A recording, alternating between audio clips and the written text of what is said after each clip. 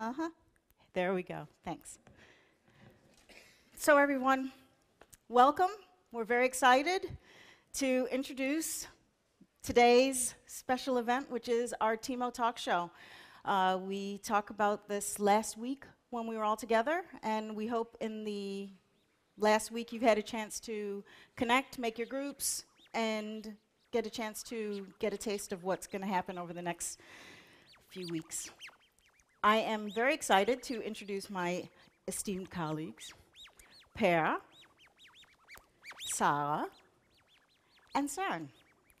And for today's presentation, we also have two TAs that will be assisting us with mics. That's Paulius and Jakob.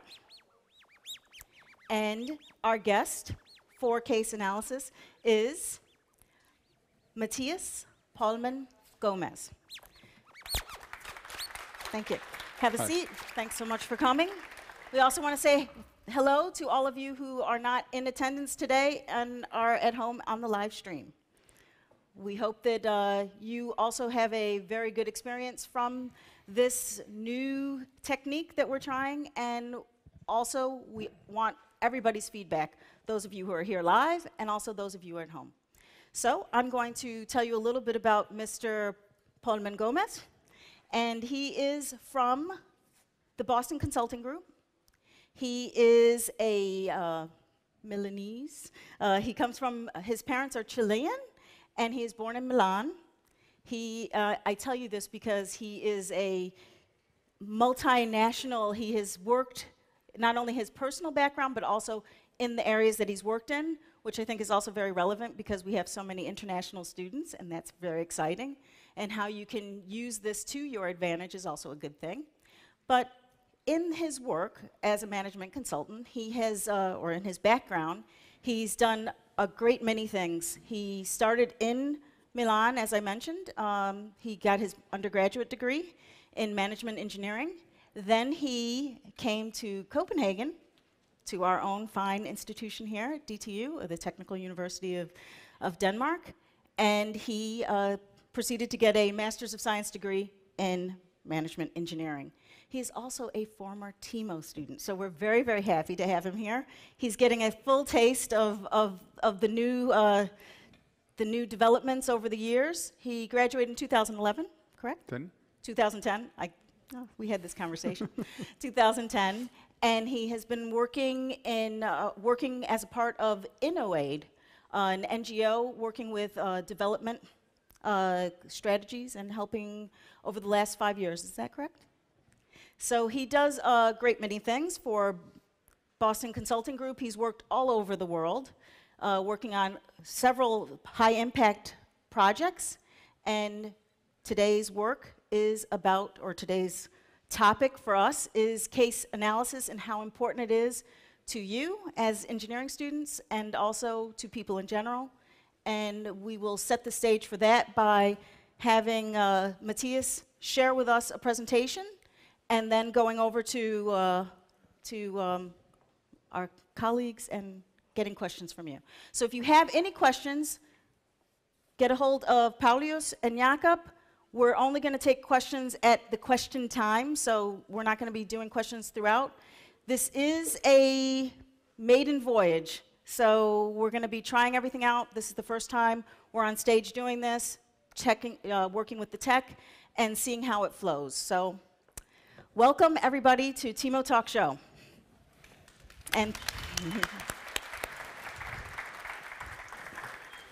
Thank you, Lori, very much. I'm so excited and honored to be here, not only because this is the TEMO course, which I have very good memories about, but also because I have the chance to talk about a very, very exciting and important topic, which is problem solving, which is basically the primordial approach that you will always use in life. So it's basically, of all the approaches that you will learn, problem solving is like the fundamental. If you have that, life is going to be easy.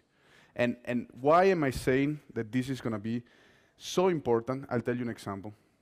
So in 2008, when I started at DTU, at a TEMO course on Wednesday morning, the alarm went off.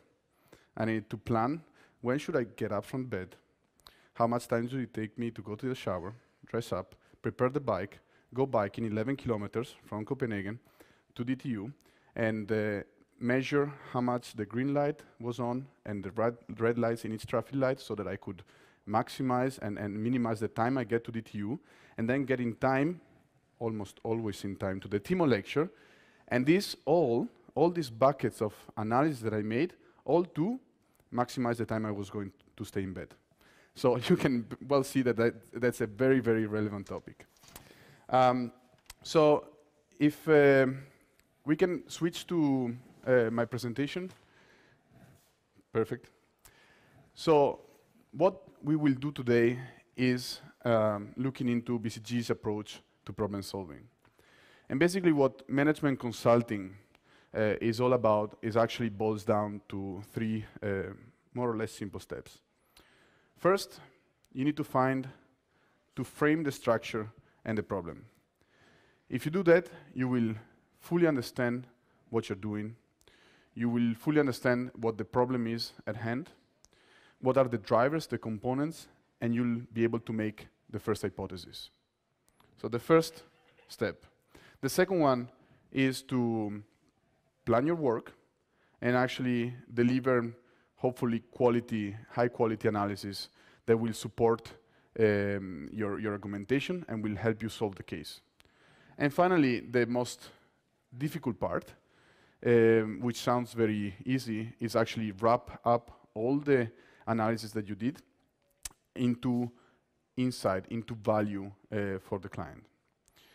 So today what I wanted to do is actually take problem solving, break it down to some very concrete and actionable steps, factors, principles that you can all take in your course.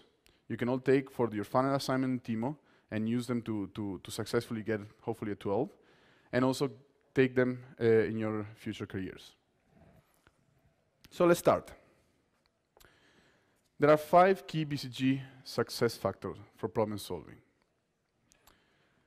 First is the definition of the real problem. And this is not what you do at the beginning. It's not something that you do and then you pack and then you solve the problem. It's something that you need to continuously challenge and continually explore to be able to make sure that what you're working on is the real problem. Second, you develop your hypothesis tree.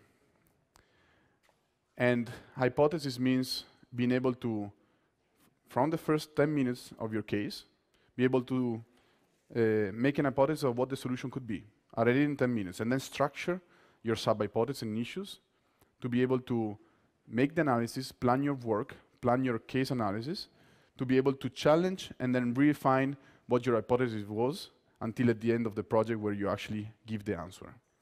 And this we will talk about pyramid principle, and we'll talk about MISI, mutually exclusive and collectively exhaustive principle. Third, of course, when you have done the tree, you need to plan your work. Make a work plan based on your hypothesis, you break it down, you know you have a team of 5 people or 4 people, you have this amount of time, how do you break it down? And then you focus the work. To make a perfect analysis and solve perfectly your problem, you will need infinite time. Nothing is so precise. A PhD could do that in 3 years. You have limited amount of time, so you need to focus your work. You'll be able to drill down and selectively choose what to do and how far to get to. And then lastly, communicate regularly.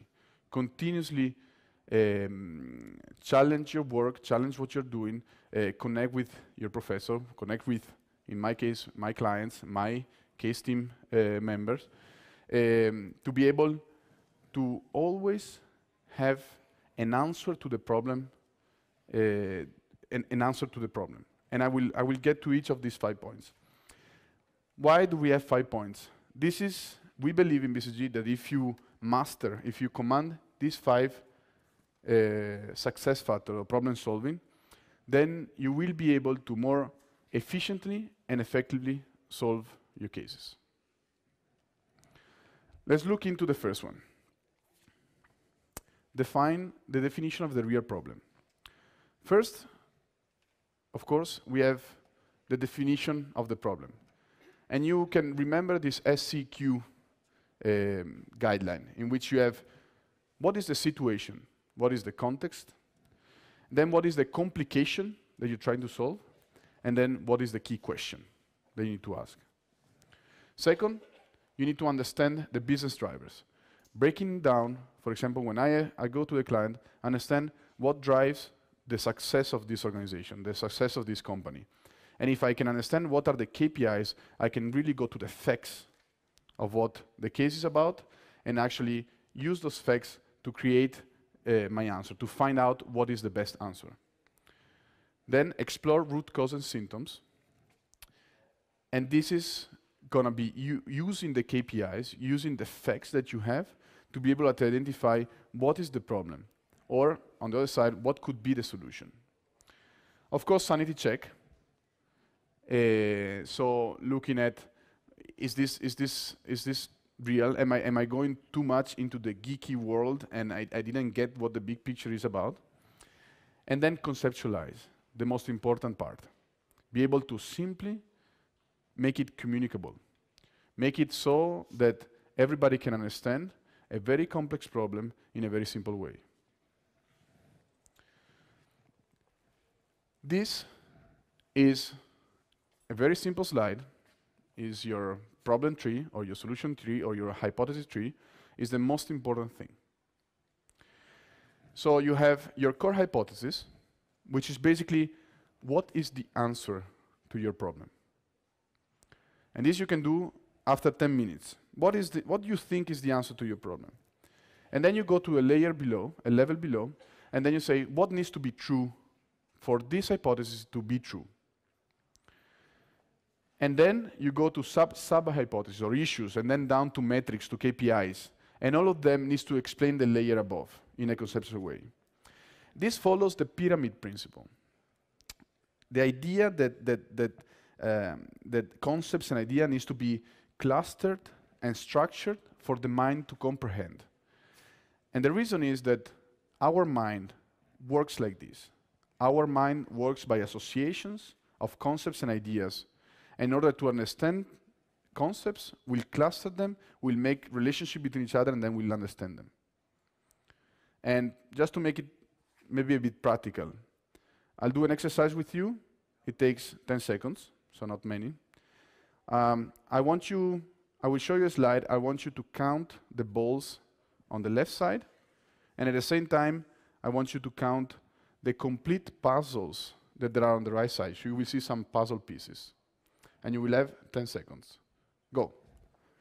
10, 9, 8, 7, 6, 5, 4, 3, 2, 1, stop. How many did count the balls on the left side? 1, 2, 3, 4, 5. Just randomly. How many? 26, that's wrong. Okay, okay, yeah, please. How many? That's wrong as well, but that's fine. How many of those that raised the hand counted also how many complete puzzles there are? No one. Oh, one.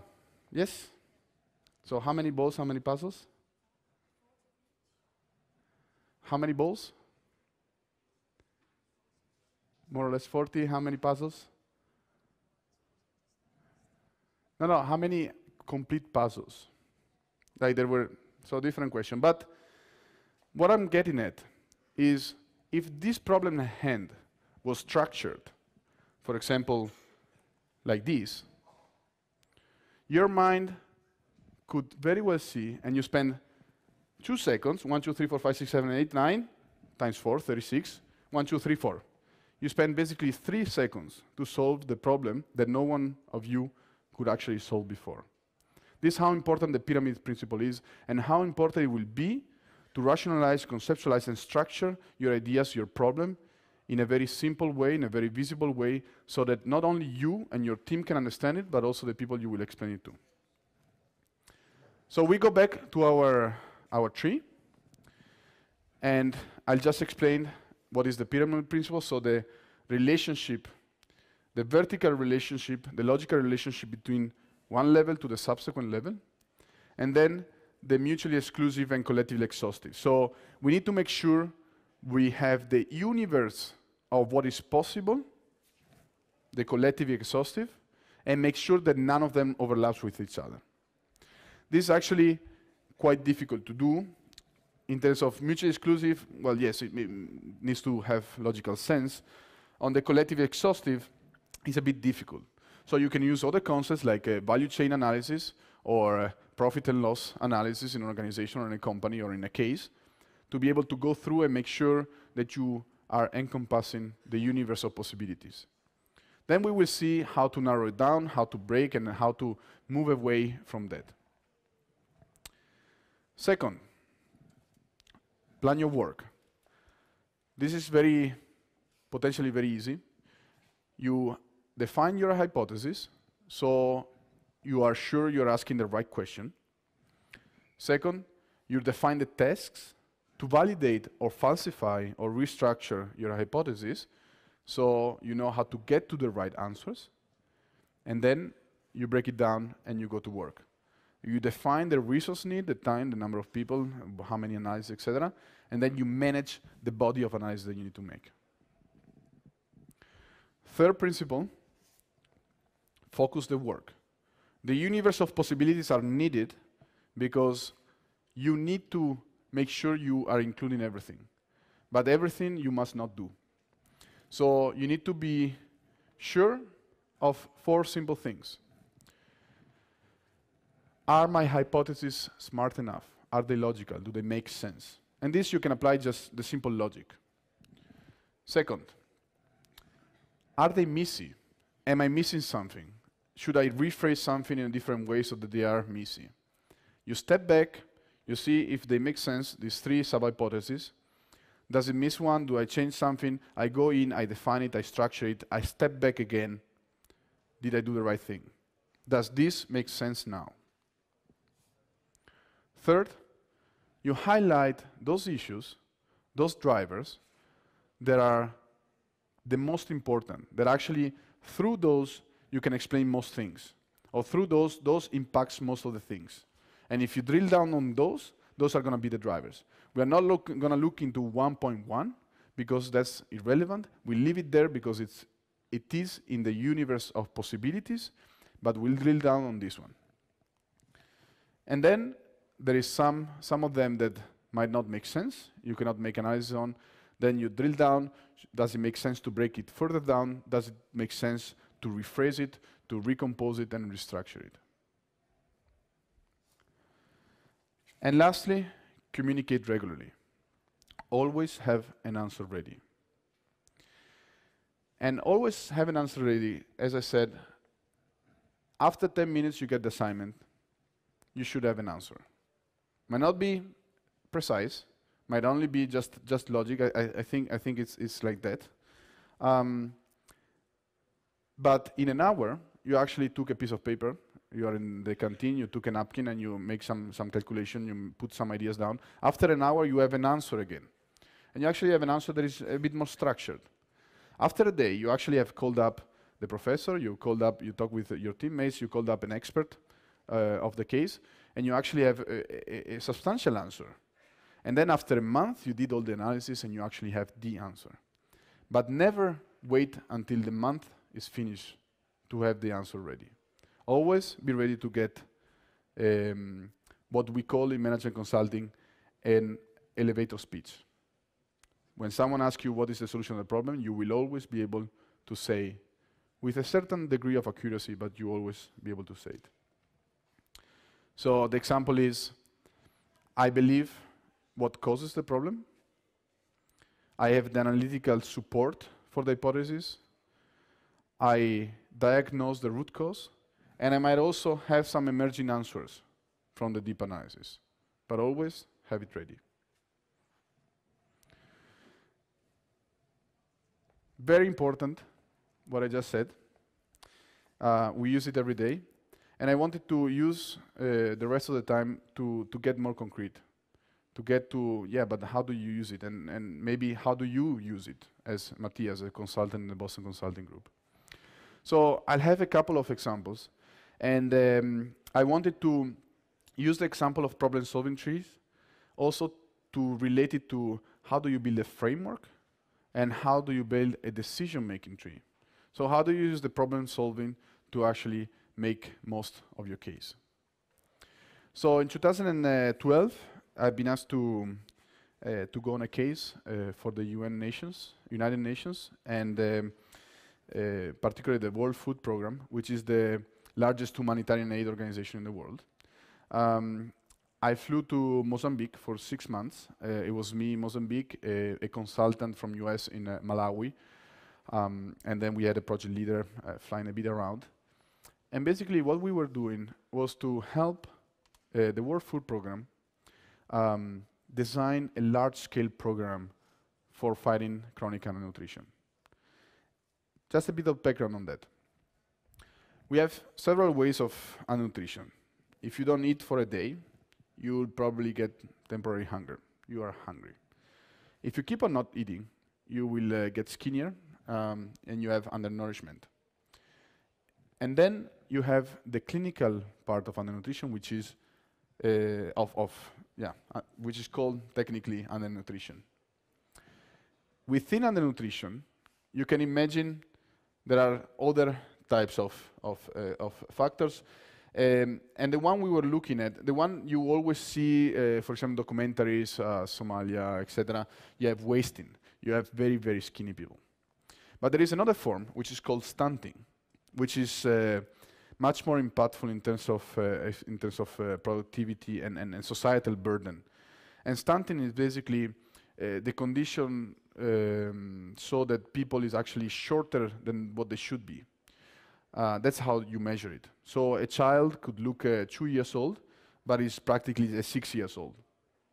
So the problem is huge, and the problem is very high in many countries of sub-Saharan Africa, South Asia, Southeast Asia, and we were in Mozambique and Malawi, close to 50% of the population affected by it. So the problem was that there was not a clear structure on how to tackle it. What are the different things that we need to do? How to deploy the force? How to deploy the resources we have to battle and tackle this issue? And the World Food Program didn't have that, and the donor behind the World Food Program didn't have that. So they asked us to help them out and design a program for Mozambique and Malawi that could actually later be used and replicated in scale in other countries. So what we came up is a framework which basically you can think about it as a problem-solving tree. And we said, first of all, you need to define who your beneficiaries and where your beneficiaries are. Simple question, but very hard. Who is the kid until at the early stage of life, but you could actually tackle the problem since pregnancy. So who is actually the pregnant mother? Since when? 9 months conception or 6 months when it's detected? Until when? Until the child is 1 or 2 years. Where? Should we go to the region where stunting is most present? But that region is actually probably the one that has less infrastructure, that has more sparsely population. So it's actually going to be much more resourceful. You need much more money to actually get there and make an impact. So there is a balance that you need to tackle. What are you going to do? So the core intervention, what are you going to support, and what you are not going to do? This was very important. And then you have what is going to be your product, what are you going to do, what are you going to give the mother and the kids, who is going to provide that, from where, what are the costs of it, how do you manage to get to that region if it doesn't have any port, any harbor, or any highway. What about local production? Can it be produced there? And then you have the channels. Okay, we have a product. How do we identify those that need the product? Is the mother? Which channel do we use? Who do we use to identify? And how do we deliver it? Is the same channel is, for example, the health center where the mother registers. Should it identify there and also give the product there?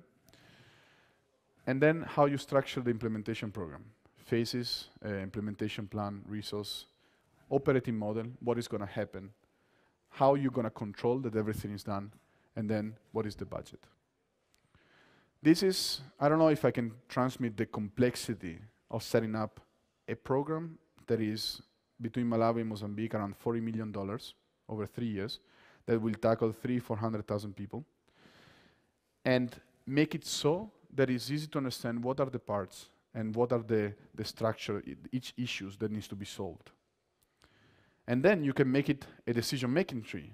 So you say, what are the criteria that we are working against? Efficiency, implementation risk, potential coverage, sustainability, replicability, and each of the bucket will be weighted against this. Every bucket will have options, and every bucket will have the possibility to build up a final program that is based on this decision on each of the buckets and then creates the overall program.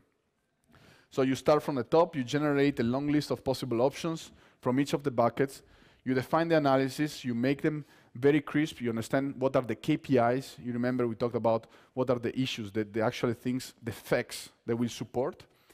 You evaluate across your criteria, you identify a short list, and this you will do all this by sitting on your table.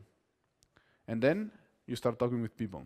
So we start talking about with the government, we start talking about with other UN agencies, other international NGOs, different departments, also in the World Food Programme. And then with the short list, together we selected each options in each of the buckets of our analysis. I think I have 2-3 minutes more. I just wanted to, this is an example of what I did in Mozambique. We have also another example of decision-making tree, maybe more concrete and somehow more understanding. So it's about a BCG framework that we recently developed that helps understanding what drives decision of investment of companies. So it's very simple, but it allows, probably it's not even messy at a certain level, but it allows to understand what drives decision. And this is a very general one. So you have investment decision, invest, don't invest, do it here, which is driven by level 1 concept, so costs, market attractiveness. These are basically the two one. Does it make sense for your top line, for your revenue? Does it make sense for the bottom line, so with the cost factor in it? And then, you know, you have, does it make sense to invest in Denmark in a manufacturing plant? What does it have here? So we have, how big is the market? How much can I sell things? How much does it cost to produce it? How much is the labor cost? How much is the corporate taxes that I need to pay? Administration costs, etc. And then you go to strategic rationale, for example. Does it make sense because I want to be there? Does it make sense because that completes and allows me to do something else? Does it fit with where I want to be? Am I close to talents? I want to be in Denmark because I'm going to be closer to DTU where the best talents are. And then risks. So I break it down and say, what risks do I have? So I go to Africa, I invest in a cement factory. Is it stable? Is it politically stable? Is something that I need to worry about? Is if I'm making a long-term investment, what are the risks that I'm going to be facing? So probably you will see in these details that some of them might not be missing, but it gives a flavor of, if you go through, you actually can make a very robust decision. But in the face of a problem, you can structure in the same way and actually solve your problem by doing the same thing. So I stop it there. I think I finished my time. Just a reminder of the 5 success factors of problem solving. I think the professor will have the document as well, so with some of the slides. So In the meantime, I'll stop here, and I'll give it back to you.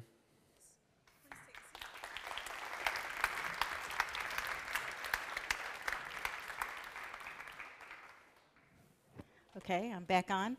And what I neglected to tell you was, of course, part of the talk show idea is that we would be interviewing Matthias. So we have some questions that our panel, our editorial team has put together to help bridge the gap between what he's done in his presentation, his background, his professional expert background, and how it will cross over and be relevant for you when the team comes over to kind of present what's going to be happening in case analysis and its relevance to the TEMO course. So I have some questions for you. And we're going to start off with, what do you think is the most challenging aspect of the case analysis? I think structure is the most challenging and most important thing. In the moment you have structure, you're able to communicate very clear, you're able to challenge it.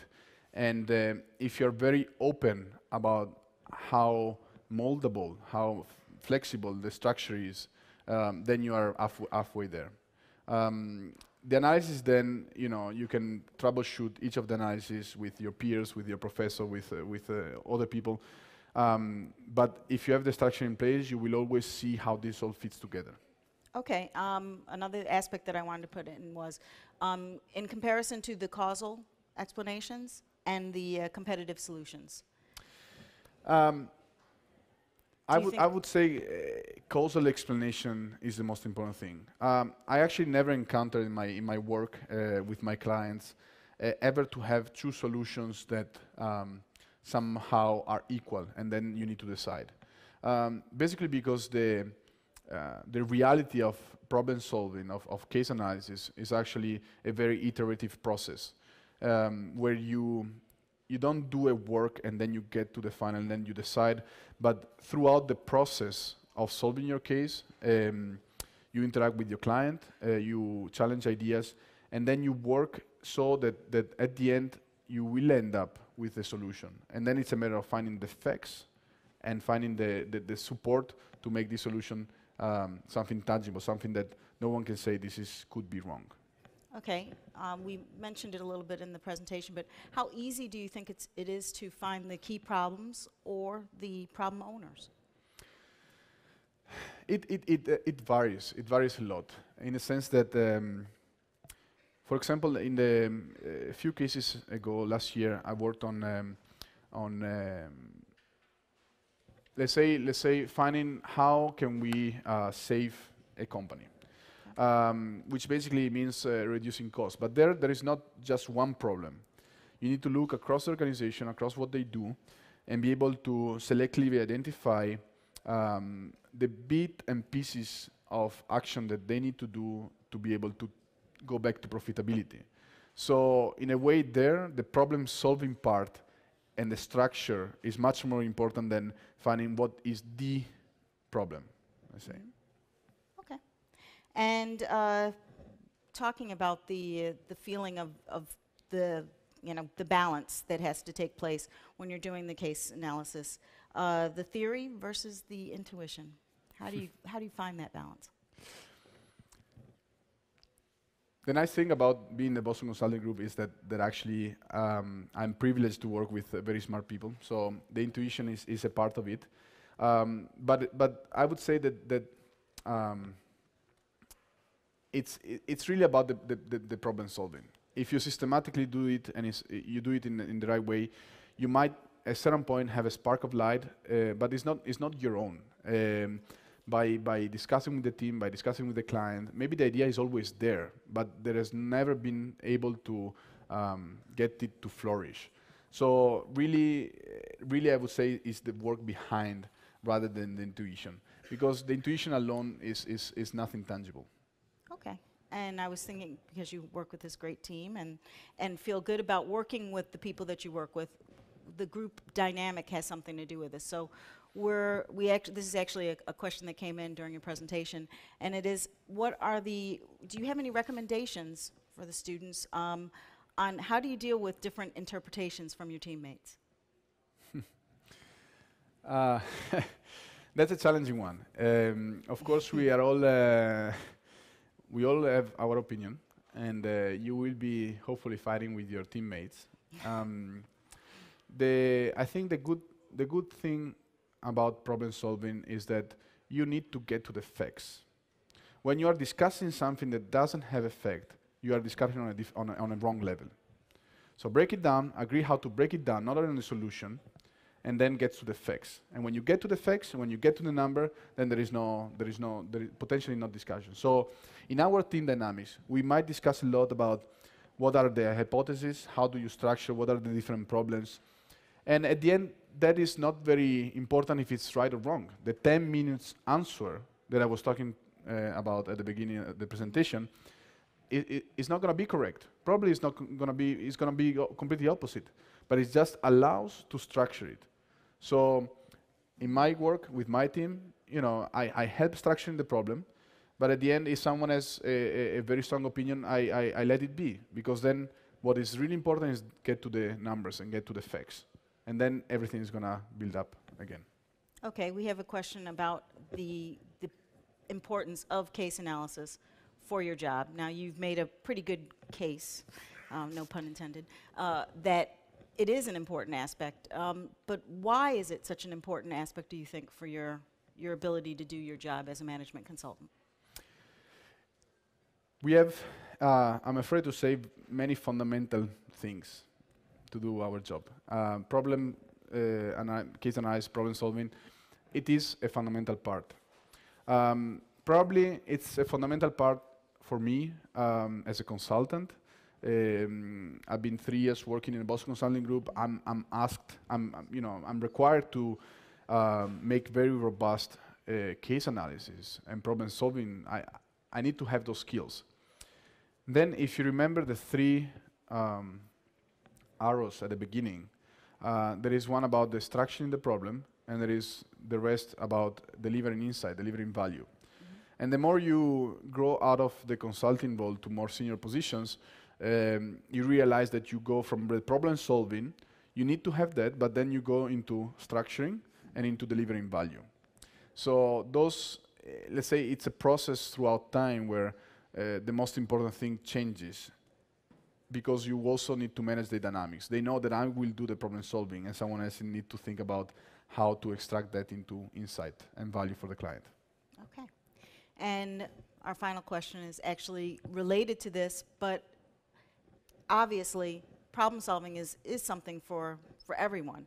But if you were to, this kind of a side point, but outside of being a management consultant, other disciplines that might greatly benefit from, for example, the use of your problem solving tree? If you get to cook a cake, I think problem solving is there. You need to be messy. If you miss an ingredient, the cake is not going to come out tasty. There is a process. You need to think about the process of how the different elements link together. How much of this you have the facts, and the end is a good cake. So the example I made about biking here to DTU, I would say it's fundamental. You use it in everyday life. You might not realize it, and you might use it to a certain extent and not to the full extent. But everything is about problem solving. You need to go somewhere. You are solving the problem. You will reach to the solution to the end. Thank you, Matthias. Are there any questions from the students out here related to case analysis or Matthias? Yeah, actually, I have a question about the hold the mic to your... Oh my God, oh, sorry. Okay, the World Food Program, about the problem-solving tree, you put the budget in the last stage. And if I were to solve this problem, I would put the budget in the first stage. I don't know if this is right or not, but if everything doesn't match the budget, then I would just consider thinking about the problem from, how from the beginning again, right? Or what? Okay, can I help you with paraphrasing your question? Thank you. And tell me if I'm, wait, keep the mic just in case it's wrong. That what you're asking is the structure of how the question was. You thought that the budget was at the bottom, but it's the question of what you present for your question. How does that frame the result? Mm-hmm. So putting the budget on the top as the focus, how would that change how you went about going through the problem solving? So, thanks for the question. I think it's very interesting. Maybe you have some experience in development work or not. No, but let's do it like this. The first part of the answer is this is an iterative process. So you have a framework and that's easy to understand, and there are some nuances, there are some details, and you reiterate. The second one is that actually we had a very smart donor, I would say, that says, you tell me how much it costs. I don't give you a number. The goal that you have is making it work. It needs to be cost effective. That's our, in the criteria, efficiency, cost effectiveness was one of the most important, but you need to make the most social impact. You know what I mean?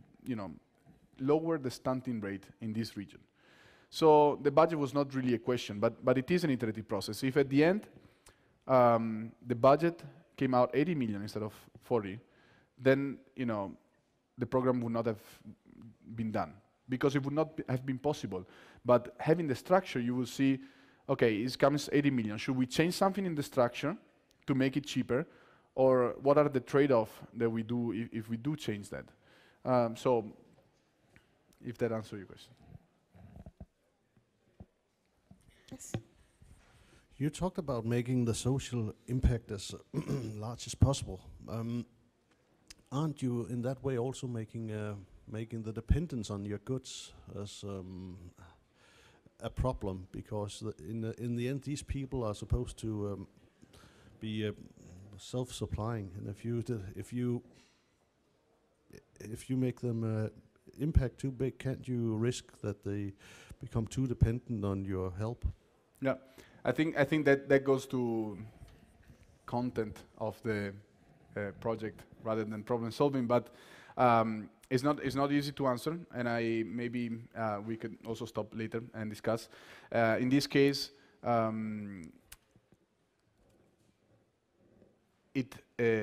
basically we had scientific evidence of some things that worked, and self-sufficiency didn't work for 30 years.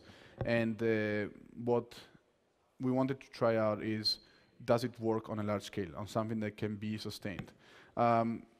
Self-sufficiency is a bit weird. When I just got a daughter, and my girlfriend was taking pills, was taking something that we cannot grow in our backyard, and we go to the doctor for free. So the level of self-sufficiency that you define, it's a boundary. But why don't we step afterwards and discuss that, because it's an interesting topic. Okay.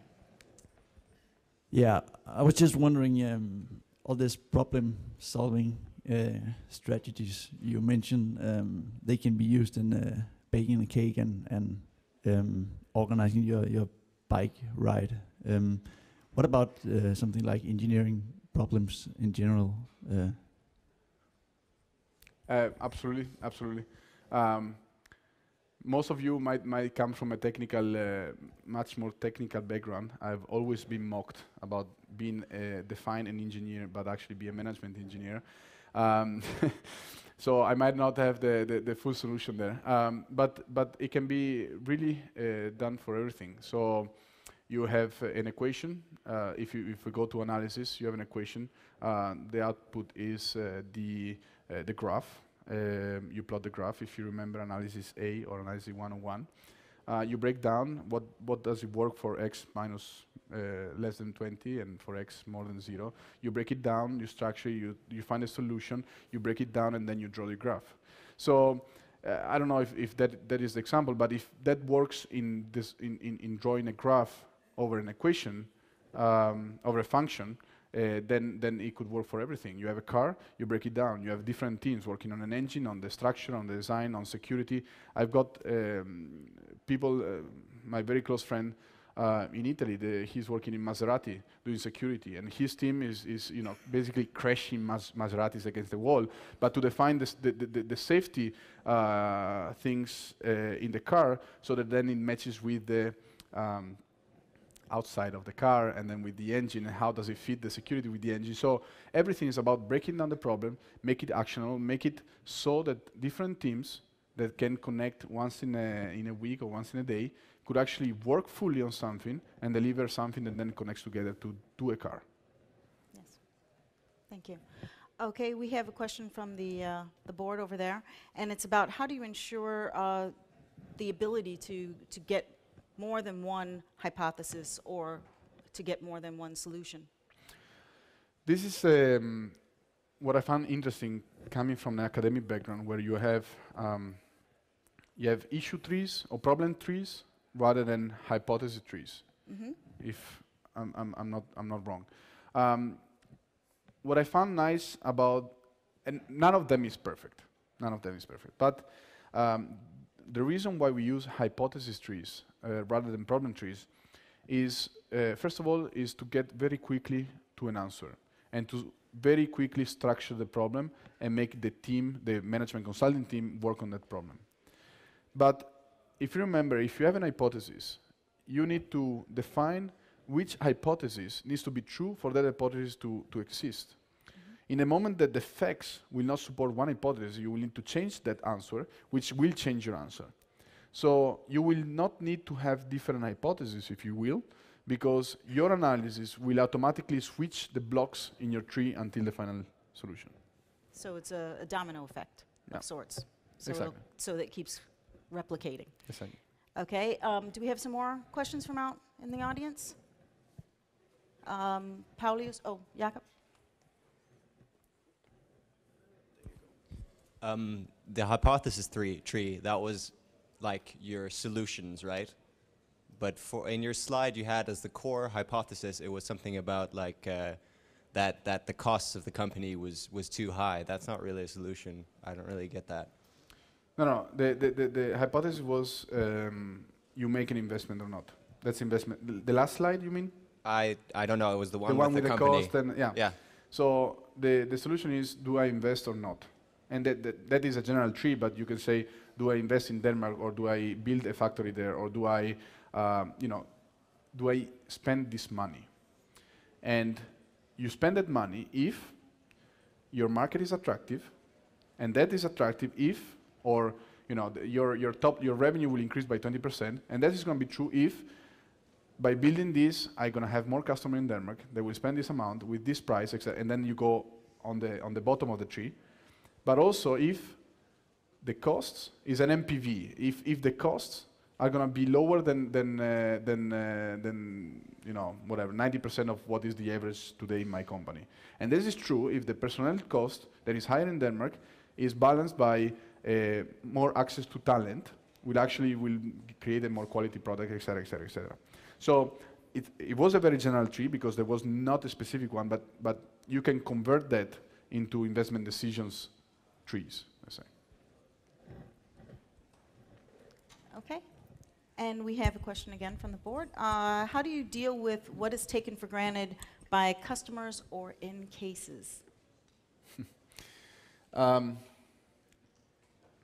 are many things.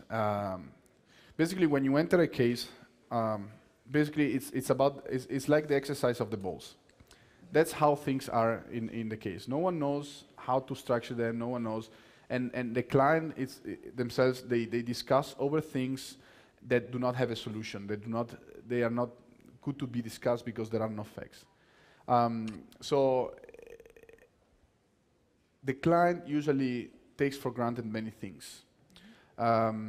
Because it's nature. You are coming. You have been working there forever. But you are shaped. Your opinions are shaped by just being there, and then that's also some of the value of coming from outside. And then in the moment that you start bringing structure, they are gonna complain. Maybe also your case team is gonna complain. This you're making something wrong. You should not do. All the balls should be dispersed. But then when you do, and then you go into a ball, and then you do an analysis, and you get to the facts, then the picture starts coming together, and then you start having this nice sensation of clients saying, okay, I never thought about this. I never looked at it this way. So there are a lot of taken for granted, but the problem solving is about breaking this and make it fact-based. I have a question here.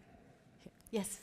Actually, because you work in the real life with real clients, so I want to ask you how often the case analysis you are doing is proved to be profitable for the clients, and how often it's wrong. Okay. Let's say that we are not considering successful a case that does not give at least 10 times the value that we cost for the client. And that there are sometimes that is difficult to measure this KPI. For example, how do you know that you deliver 10 times the value in Mozambique? And that's difficult. Like you cannot compare. Maybe the budget and the operating model is 10 times as efficient as they would have done it without, but you don't have that case. But actually, we have systems in place in the Boston Consulting Group to reward the most return on investment case. But usually is at least 10 times. So in the moment that we cost 100 and we allow the company to save 1,000, that's more or less the degree of value. Yeah. Okay. Well, on that note, we will be moving on to the next segment. We want to say thank you, everyone, to Matthias for his time and thank you very much. And his presentation.